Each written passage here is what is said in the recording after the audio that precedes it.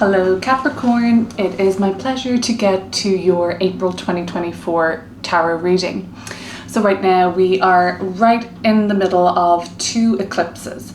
We'll look at the eclipse that came through in the collective on the 25th of March and just go back in time for now and see what went on for you around then. The Star card seems like it was a very blessed time, at least if that wasn't very surface level to you. There is a lot of healing, and even behind the scenes something is happening or happened in March which is going to promote an aspiration or goal of yours into a more forward moving trajectory. But you might have noticed that. And you've got all major arcana cards here, so we'll definitely have to pull some more cards to get into the meat and bones of what these huge periods of soul growth have represented for you recently. Overall, incredibly abundant reading.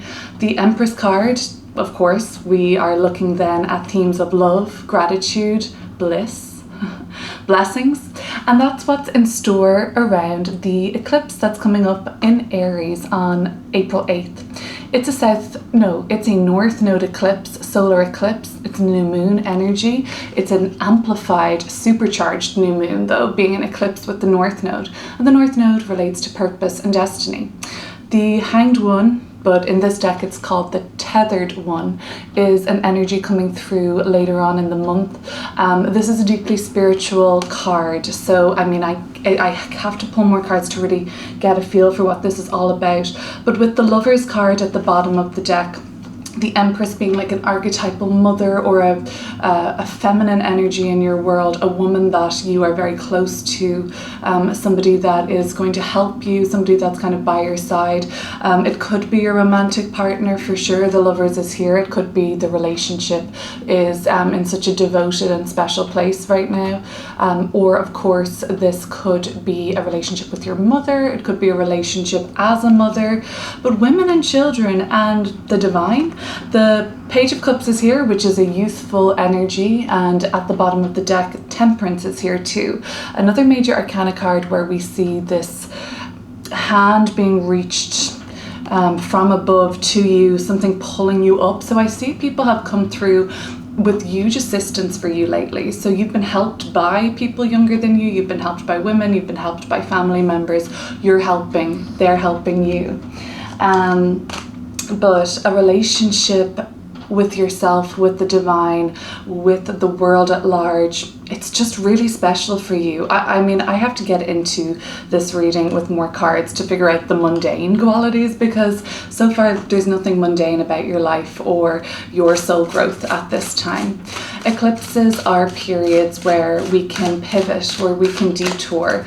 They can even bring about more of a beginning or an ending or considerations. It's a time where we spend our time mulling over what's next, what we should do about this, because it seems pivotal, the energy around eclipses. And if not right away or as they're happening, eclipses happen in 6-month installments every year. Every 6 months there will be a set of eclipses. So if not right now, in 6 months time, this will all make a bit more sense, or you'll see why this has been happening.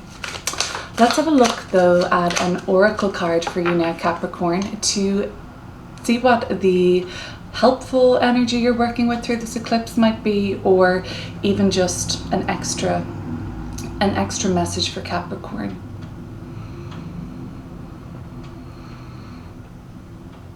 I hope you're doing well. The Spider Web. I haven't seen this one before. Okay, so I'm going to read up about this, but my first thought is this is far more complex looking than what's coming up on the cards so far, so I'm about to probably get a little bit more complex with this reading.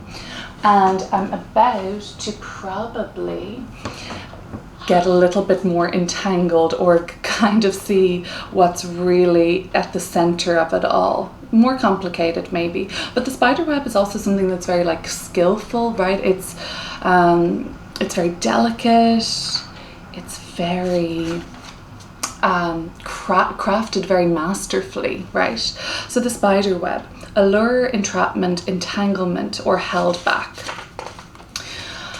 So the spider web comes to illuminate where and what might be holding us back from feeling and doing our best. The strands of the web can be made of words, notions, ideas, or beliefs. So examine what the reasons are that make you feel stuck in some area. Situations, ideas surrounding you, people, your job, your whereabouts. So reflect on whether any of these things are true or not. Sometimes we trap ourselves. We might see the Eight of Swords coming up in that case, or the devil. Sometimes we feel trapped by others. And a trap can be any scenario where someone is not set up for success. Seven of Swords. Is there anybody who is setting you up for failure? Or are you setting yourself up for failure? Okay, we'll look into it with the tarot. So sometimes we hold others responsible when it is ourselves that has created limitations. Very Eight of Swords. If you feel stuck by ideas others have imposed upon you, the responsibility still comes back to yourself, for you're the one that's believing it. Think of each negative thought as one strand of the web and challenge them with thoughts of positive affirmation and truth. Cut the cords one by one until you're free. And remember, these things are sticky, so it might be an ongoing challenge. I would like to see if the Eight of Pentacles comes up too, because that would be a more positive, intuitive message I'm getting from the spider's web, or the spider web. Either or, I feel like the Eight of Pentacles would be showing like the masterful side of this, like the kind of crafty, detail-oriented, delicate side that I picked up from the spider's web. Like, this is such a, what would you say? The spider's web, like, it's intricate, right? So maybe some of you are working on something very intricate at the moment, or you need like fine-tuning to make this a success, or to make it what you want it to be. Okay, so let's go to the tarot now. Let's look at the star. Okay, so I mean, the spider's web is definitely adding a sort of deeper layer to this reading already, where it looks like on the surface this is so buoyant for you, this is so optimistic. The soul growth itself is extremely positive for you, extremely uplifting, enlightening, blessed, and spiritual actually, and connected. But perhaps the mundane life, the day-to-day, the kind of more Saturnian reality is actually a little bit more complicated. So let's have a look at the star card. What was going on for Capricorn around the 25th of March? We had a solar eclipse in your Libra house, Capricorn. If you're not sure where your Libra house is, aka the area of life that this fell in, drop me a comment with your rising sign and I'll guide you in that direction. Another major arcana card, whoa, the strength card, okay. Healing around the physical body, physical strength, fortitude, vitality, whoa, another major arcana card. Right, let's get some astrology going here too, the Hermit card. So dealing with a Leo, dealing with a Virgo, dealing with an Aquarius back at the end of March could have been coming up for you. Feeling inspired by, led by a Virgo or a Leo or a Aquarius, or kind of working with, there's a lot of like physical healing coming through with the Star and Strength card. Strength card is more of the physical body. Star card is a little bit more of the spirit of your sort of like, your spirit. And spirit is different to soul, right? So this is more just about, spirit is feeling connected, I think, to something, connected to an energy outside of yourself. But also, I mean, maybe the soul is a little bit more of the energy within. Who knows? These are kind of just things I'm throwing out there because I'm not sure either. But let's bring it, it's hard to make this mundane with all the major arcana energy. Major arcana, there's 22 in the deck out of 78, and you've got 5 sitting here right now. So life is good, but life is lifing right now. Things are happening, maybe not even fully on the surface for you yet. I think you're preparing for something, Capricorn. The Hermit card is all about preparation. It's all about introspection and taking your time and patience. That comes up with the spider web, you know, anything that's intricate, delicate, anything that is requiring like a lot of skill, mastery, could be coming up right now or at the end of March actually. So maybe you have been just preparing for something, so you're keeping a lower profile for some.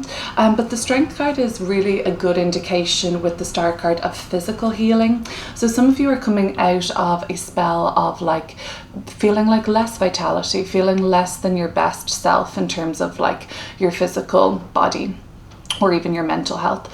So this would be showing that the practices and ritual and routine, all the Virgo things with the Hermit card, this has really helped you through this period of time, and it's really helped you to get yourself back on track.